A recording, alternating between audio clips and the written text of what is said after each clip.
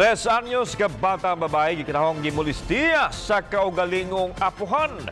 Si Luan Merondina sa exclusive report. Arestado ang 63 anyos nga tanod sa Barangay Ibo human gikatahong naaktuhan sing live-in partner nga nang molestya sa iyang 3 anyos nga apo pasado alas 6 kagahapon sa buntag.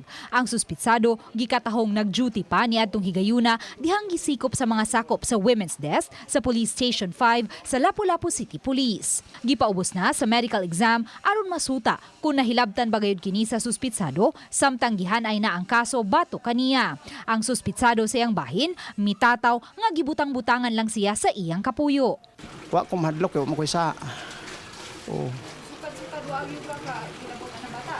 Ay wala kay pinangga na ko ang bata, ma'am.